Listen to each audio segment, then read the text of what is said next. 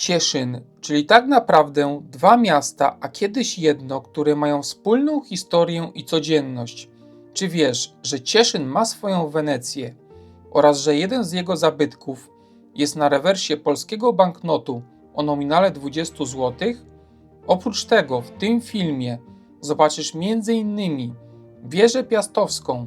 Ocalała ona jako jedyna z 4 wież, rynek z ratuszem w polskim Cieszynie, który wyjątkowo nie znajduje się w jego centrum, plac Armii Czechosłowackiej.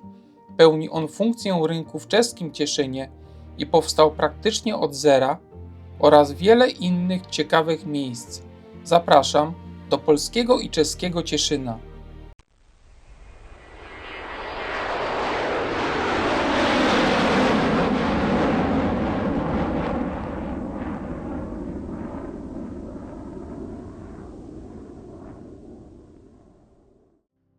Polski Cieszyn i czeski Cieszyn, czyli historycznie jedno miasto, a obecnie dwa osobne w granicach dwóch państw, to nie jest zwykła miejscowość.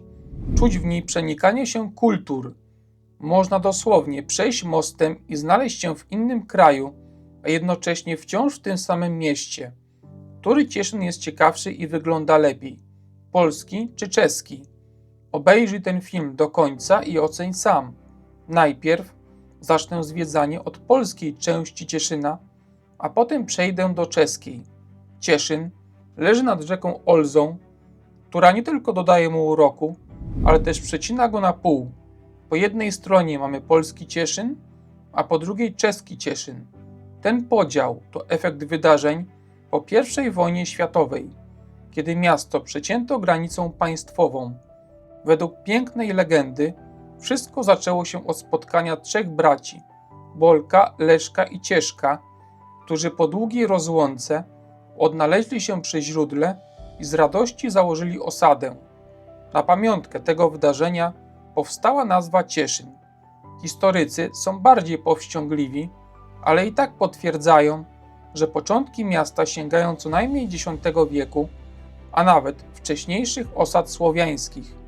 Przez wieki Cieszyn był stolicą księstwa rządzonego przez Piastów, później częścią monarchii Habsburgów, miejscem podpisania ważnego pokoju w 1779 roku, a w XX wieku miastem dramatycznie podzielonym granicą. To wszystko zostawiło tu ślad architektoniczny i kulturowy.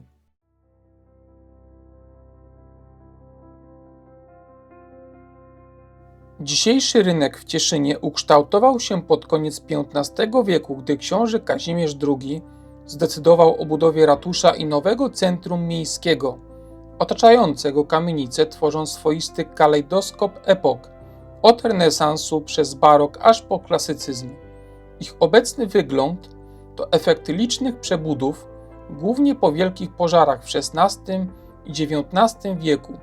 Pod ich fasadami wciąż kryją się średniowieczne piwnice, niemal niewidzialne świadectwo dawnych czasów. Spacerując, łatwo zauważyć, że układ rynku niemal nie zmienił się od wieków. Zachowały się szerokie sienie, sklepienia i dawne podziały działek. Ratusz w Cieszynie ma swoje początki w 1496 roku, kiedy książę Kazimierz II sprzedał mieszczanom dwa domy z przeznaczeniem na siedzibę władz miejskich. Początkowo był to budynek drewniany z wieżą zegarową, który pełnił funkcje administracyjne, sądowe i handlowe. Znajdowała się tu nawet waga miejska i pręgierz do karania przestępców. Z biegiem czasu ratusz wielokrotnie ulegał zniszczeniom. Po kolejnym pożarze w XIX wieku nadano mu styl klasycystyczny z charakterystycznym portykiem i frontonem z herbem miasta. Ciekawostką jest fakt, że dzisiejszy ratusz stoi nie centralnie, lecz przy pierzei rynku, co już w XVII wieku uznawano za nietypowe rozwiązanie urbanistyczne. Na rynku warto zwrócić uwagę na dawny hotel pod Brunatnym Jeleniem. Powstał w 1912 roku i był inspirowany architekturą wiedeńską. Hotel gościł koronowane głowy i elitę Europy. Barokową fontannę świętego Floriana, czyli patrona chroniącego przed pożarami. Powstała ona w XVIII wieku. Budynek Poczty Polskiej to przykład eleganckiej architektury secesyjnej z początku XX wieku. Powstał na miejscu dawnego klasztoru Elżbietanek, co dobrze pokazuje, jak miasto zmieniało się wraz z epokami, oraz Cieszyński Dom Kultury. Jego budynek został wzniesiony na przełomie XIX i XX wieku, w czasach, gdy Cieszyn znajdował się w granicach monarchii austro-węgierskiej. Reprezentuje styl historyzmu z wyraźnymi wpływami neorenesansu i elementami secesji.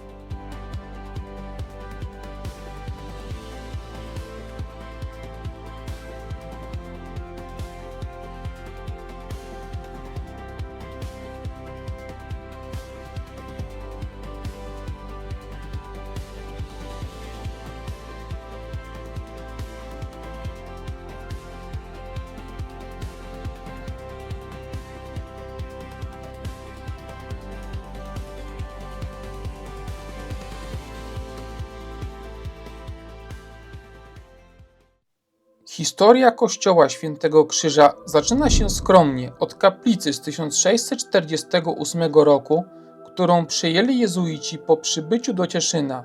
Z czasem, gdy rosła liczba wiernych, kaplicę rozbudowano i przekształcono w kościół. To późnobarokowa świątynia, która na fasadzie ma pilastry czy rzeźby świętych. W Parku Pokoju warto zwrócić uwagę na pomnik Leopolda Jana Szersznika i pomnik cesarza Józefa II, który w dłoni trzyma dokument symbolizujący zniesienie poddaństwa chłopów.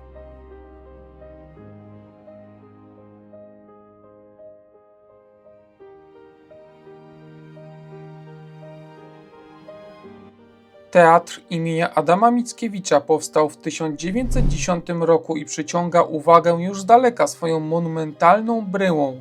Jego fasada przypomina o elegancji wiedeńskiego stylu.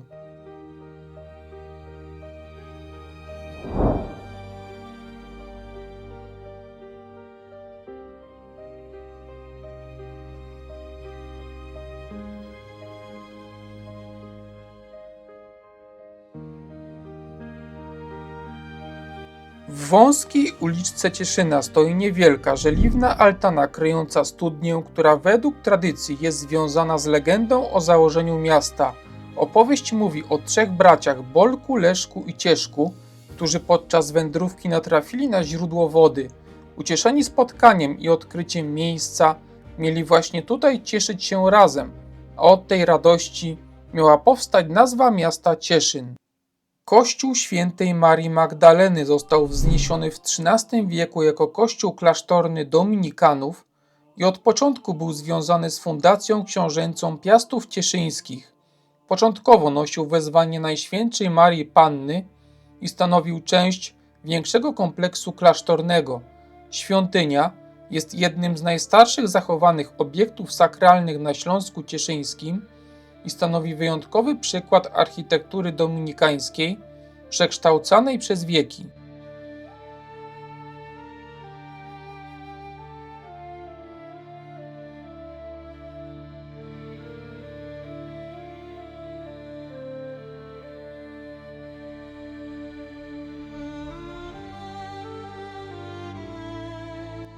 Kościół pod wezwaniem Świętej Trójcy powstał w XVI wieku jako murowana przebudowa wcześniejszej drewnianej kaplicy. Co ważne, pierwotnie była to świątynia ewangelicka, a dopiero w 1654 roku została przejęta przez katolików w okresie kontrreformacji. Kościół w niebowzięcia Najświętszej Marii Panny powstał na przełomie XVII i XVIII wieku jako część kompleksu klasztornego sprowadzonych do Cieszyna bonifratrów. Kościół od początku pełnił funkcję świątyni zakonnej związanej z działalnością opiekuńczą. Z zewnątrz wyróżnia się oszczędną fasadą i wieżą, natomiast wnętrze zachwyca barokowym wystrojem z bogatymi ołtarzami i rokokową amboną.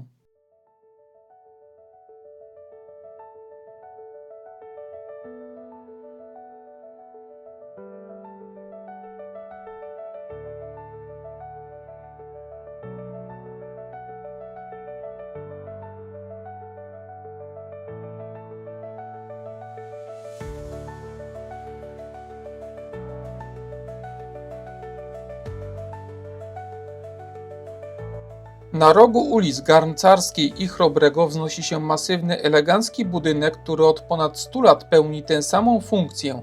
Powstał w 1905 roku jako siedziba austriackiego sądu obwodowego za panowania monarchii Habsburgów.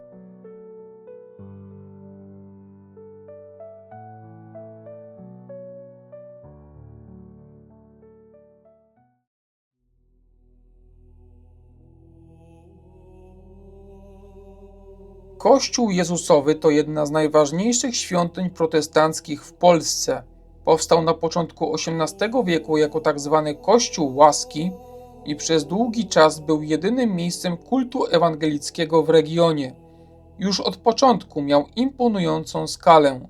Świątynia mogła pomieścić kilka tysięcy wiernych. Architektonicznie reprezentuje późny barok austriacki. Charakterystyczna wieża została dobudowana w połowie XVIII wieku i przez długi czas była jednym z najwyższych punktów w mieście. Dziś kościół nadal pełni funkcję sakralną, a dodatkowo mieści Muzeum Protestantyzmu oraz bibliotekę.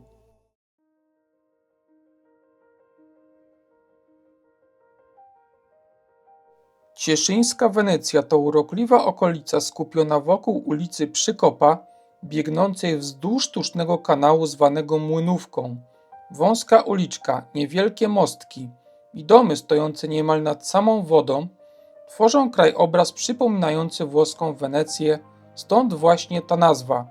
Historia tego miejsca jest nierozerwalnie związana z kanałem Młynówką, który powstał najprawdopodobniej w XVI wieku i służył do napędzania młynów i zasilania fosy miejskiej.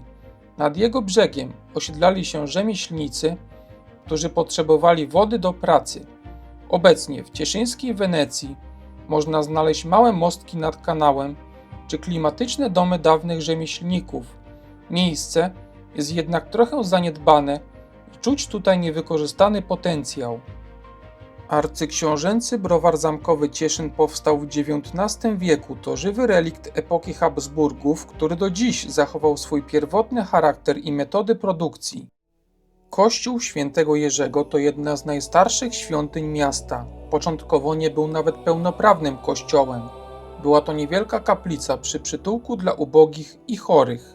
Zespół klasztorny Elżbietanek powstał na początku XX wieku na tzw. Wzgórzu Bobreckim. To przykład neobarokowej architektury klasztorno-szpitalnej. Centralną część stanowi klasztor z kościołem, a po bokach znajdują się skrzydła szpitalne. Całość ma harmonijną, symetryczną kompozycję. Zespół nie był tylko miejscem modlitwy. Jego główną funkcją była pomoc potrzebującym. Kościół Świętej Elżbiety został wzniesiony razem z klasztorem i szpitalem na początku XX wieku, a jego forma odpowiada stylowi neobarokowemu, pełnemu dekoracyjności i symboliki. Stary cmentarz żydowski został założony w 1647 roku przez Jakuba Singera, pierwszego Żyda osiadłego na stałe w Cieszynie. To właśnie tutaj można odnaleźć jedne z najstarszych żydowskich nagrobków w Polsce z końca XVII wieku. Nowy cmentarz żydowski został otwarty w 1907 roku. Centralnym punktem nekropolii był okazały dom przedpogrzebowy, dziś zachowany jedynie jako trwała ruina. Na cmentarzu spoczywają przedstawiciele cieszyńskiej elity żydowskiej.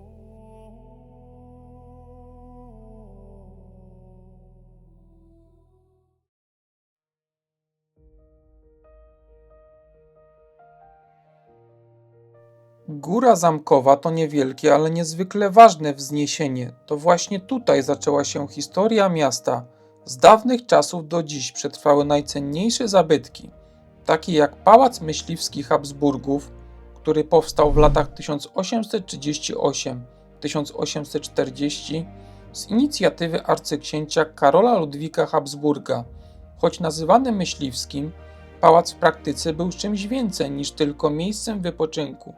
Habsburgowie pojawiali się tu rzadko, ale budynek żył własnym życiem. Pełnił funkcje administracyjne oraz kulturalne.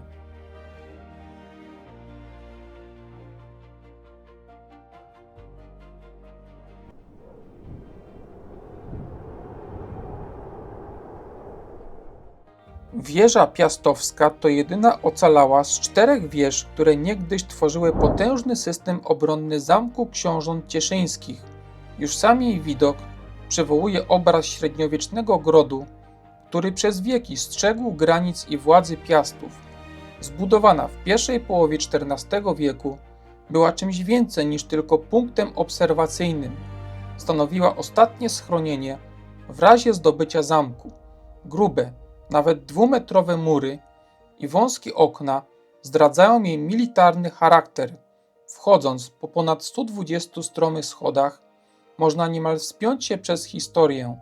Na dole znajdowały się lochy, wyżej pomieszczenia gospodarcze i mieszkalne, a najwyższe kondygnacje służyły obronie. Najbardziej fascynujące jest jednak to, co czeka na szczycie.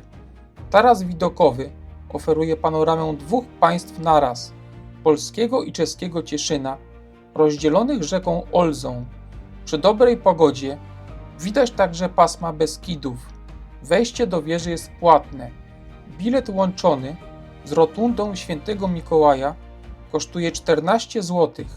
W opisie do tego filmu udostępniam link do informacji o biletach i godzinach wstępu.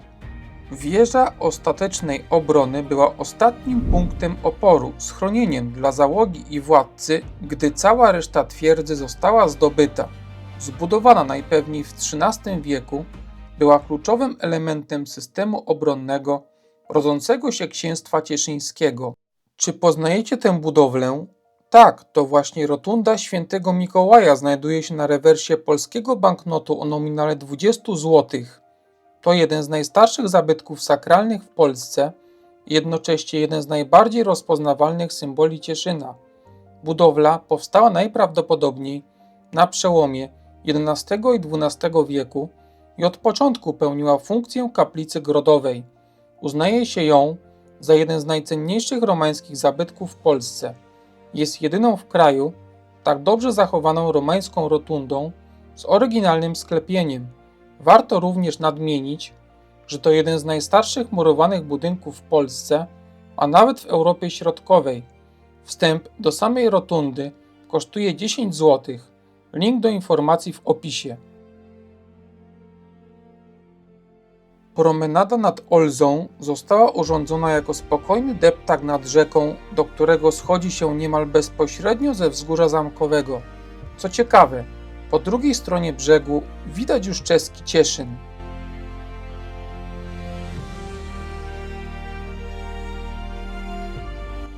Most Przyjaźni, czyli przeprawa łącząca Polskę i Czechy. Przechodząc nim od polskiej strony, za chwilę znajdziemy się już w czeskim Cieszynie. Nie istniał on od zawsze jako osobne miasto. Powstał dopiero w 1920 roku, kiedy dawny Cieszyn został podzielony granicą państwową między Polskę i Czechosłowację po rozpadzie Austro-Węgier. Granicę wytyczono wzdłuż rzeki Olzy. Wcześniej była to po prostu zachodnia część Cieszyna, dzielnica o charakterze bardziej przemysłowym i kolejowym. W porównaniu z historycznym polskim Cieszynem, czeski ma mniej średniowiecznej zabudowy, jest bardziej funkcjonalny i przemysłowy, a jego centrum rozwijało się głównie w XX wieku.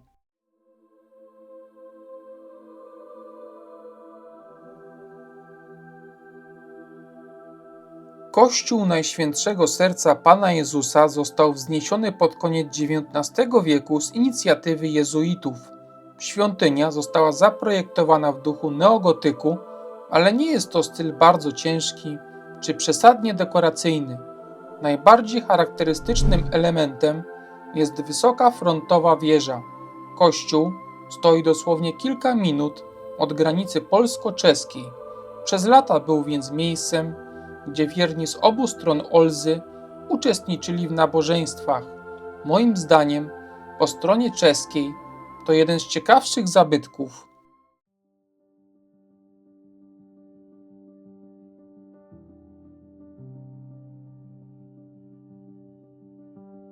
Plac Armii Czechosłowackiej stanowi główne centrum administracyjne i jedno z najważniejszych miejsc w czeskim Cieszynie. Nie jest to klasyczny rynek staromiejski z epoki średniowiecza, jego charakter jest wyraźnie nowocześniejszy, co wynika z faktu, że miasto w obecnej formie powstało dopiero po podziale Cieszyna w 1920 roku. Centralnym punktem placu jest modernistyczny ratusz. Jego architektura, surowa, geometryczna, z charakterystycznym zegarem, odzwierciedla ducha międzywojennego modernizmu i ambicje młodego państwa czechosłowackiego. Plac powstał właściwie od zera. Aby go wytyczyć, zburzono wcześniejszą zabudowę. Otaczające go kamienice również wzniesiono w tym samym okresie, co sprawia, że przestrzeń jest spójna stylistycznie, niemal jak projekt urbanistyczny zaplanowany jednorazowo. Nazwa placu upamiętnia Armię Czechosłowacką i walkę o niepodległość po I wojnie światowej.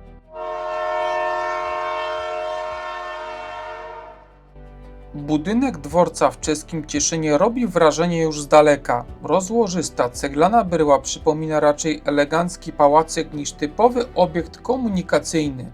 Został wzniesiony w stylu neorenesansowym.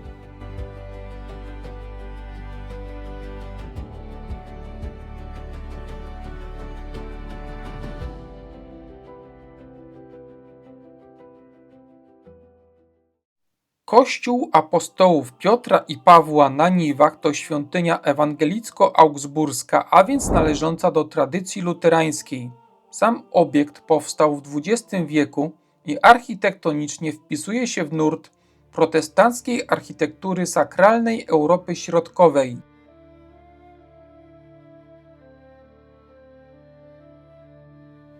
A tobie, który Cieszyn podobał się bardziej? Jakie zabytki zrobiły największe wrażenie? Daj znać w komentarzu i zostaw łapkę w górę.